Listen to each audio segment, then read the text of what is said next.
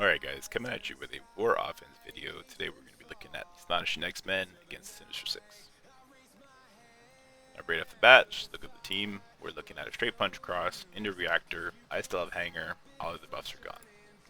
90k Doc Ock, the rest are 60-70k, which is around the same uh, components of my Axmen. My Jubilees are around 90k.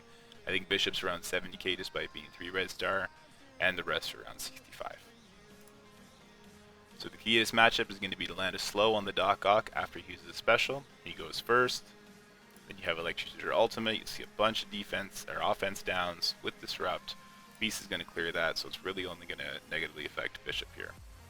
And you want to kill that summon, get the speed, similar to Symbiotes, except you need to get the kill.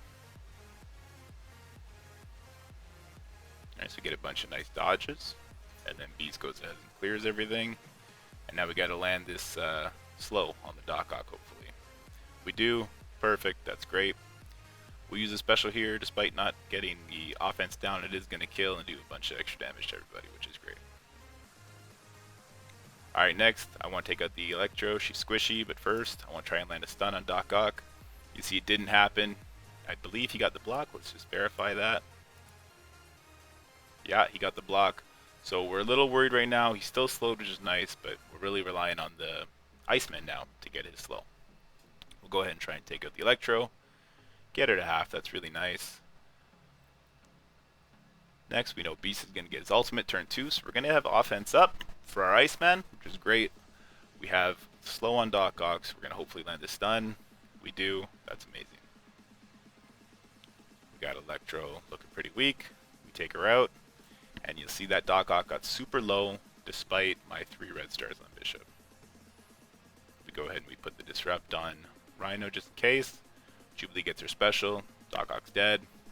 We win. That's how that goes. So you see from here, just clean up. Take the Mysterio down for speed. We'll turn over to Swarm. And you can imagine how this one ends. I'll go ahead and fast forward through this so you don't have to watch me. Right, doesn't really matter. You could have put it on full auto at that point. Fine. Awesome. So let's go ahead and look at T4s and we'll look at ISO 8. Now there's a bunch of variations you can take with the Axmen, which is a lot of fun, but I'll show you what I'm using and what I would like to be using given certain increments in ions. So currently I do have her passive. I think that's great for healing. Basic, I'm considering it. Extra buff manipulation is great. I have her as a healer. Now the only reason I have her as a healer for war is going to be because of an ion crunch. Could I get her as a skirmisher or striker? I would use that for war, but you know, there's other teams I gotta work on. Next we'll look at Jubilee. Now I did the full gambit on Jubilee. Her basic I think is essential for war because it's going to give you that extra blind chance. Special is going to make sure everybody gets called in. Extra damage. Mallrat, of course. What more can be said for Mallrat? Now I like her as a skirmisher, especially if you have her at 5. Land that stun more often, land those slows, land the blind, that's great. Striker would be another good option, to more chance to land that blind, but I personally like her as a skirmisher, and that's going to affect what you do with Bishop. So for Iceman, I only like the passive here. I think it's damage reduction on slow targets, and then the basic special ultimate, not very necessary. If you're not going to bring them all the way up to 5, Raider's a good choice. If you are going to bring it up to 5, I would definitely recommend Skirmisher. That's what I am intending to do, especially because I'm going to use him in the Doom raids. Landing that slow is crucial, landing that stun is crucial. He's a great character, but he needs better focus. Now, as we go to Bishop. Now I did everything in Bishop.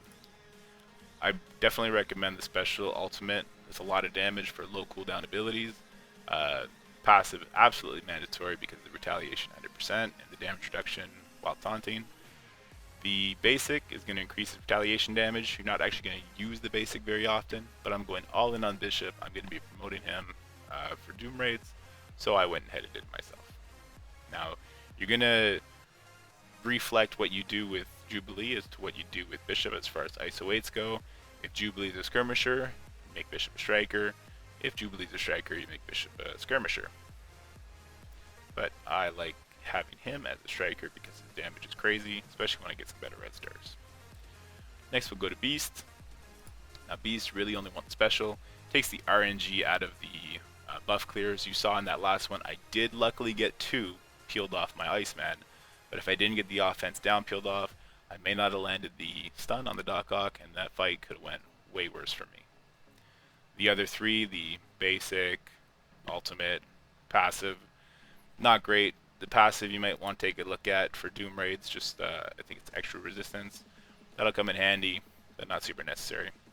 Now for the same reason I had Kitty Pryde as a healer and my Beast as a healer is for Doom raids. I don't have the Ions to spare. This team works without doing the super awesome assist game that people do with skirmishers and strikers. So for Ion's sake, I keep him as a healer.